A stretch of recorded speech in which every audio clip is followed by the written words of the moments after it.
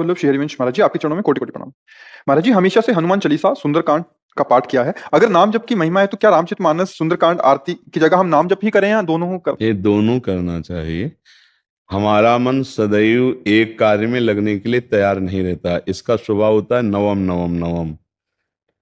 तो हम उसको अभ्यास में परिणित करते हैं। अभ्यास में जैसे स्वाध्याय, तो या रामचरितमानस का स्वाध्याय करते हैं, पाठ करते हैं, हनुमान चालीसा का पाठ करते हैं।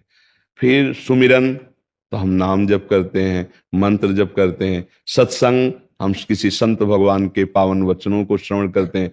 फिर सेवा, ठाकुर जी विराजमान करके थोड़ी देर सेवा करते हैं। माता पिता की, सास ससुर की, परिवार की, राष्ट्र की सेवा में सब कुछ आ जाता है। तो हम किसी एक जगह अपने मन को निरंतर नहीं लगा सकते हैं। एक जगह जिसका मन स्थित हो जाता है उसे सिद्ध पुरुष कहते हैं। तो साधक को चाहिए, अब आप पाठ छोड़ करके नाम में लगेंगी, कुछ दिन बाद महिमा पाठ की आएगी तो नाम छोड़कर पाठ में लग जाएंगी, फिर महिमा आएगी सेवा की तो सेवा सुमिरन।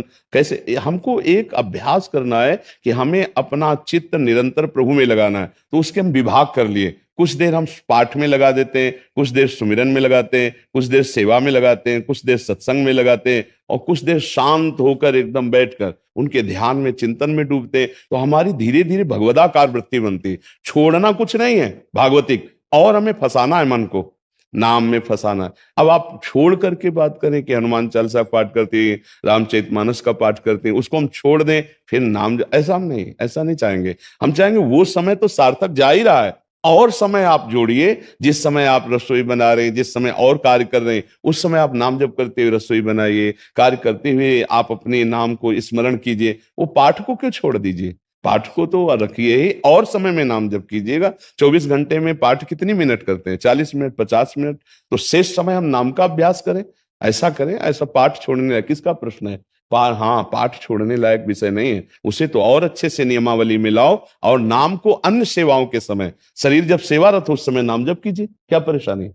कोई संख्या से भगवान थोड़ी प्रसन्न होते हैं, भगवान तो सुमिरन से प्रसन्न होते हैं। माला हाथ में ले हो या ना लो, अंदर चल रहा है राधा राधा राधा राधा राधा, भगवान तो समझ रहे ना कि आप कितना नाम जप कर रहे हो, उनके लिए जप कर रहे हो। तो मुझे लगता है पाठ मत छोड़िए, और नाम को अन्य समय में कीजिए। और भी सेवा, जो भी सेवाएं करें वो सब भगवान की सेवा ही है। रसोई बनाना, परिवार की सेवा करना, सास ससुर की सेवा करना, सोहनी लगाना। देखो, आपको समझना होगा, हमारे ब्रज में गोपी जनों से बढ़कर त्रिभुवन में कोई संत नहीं है।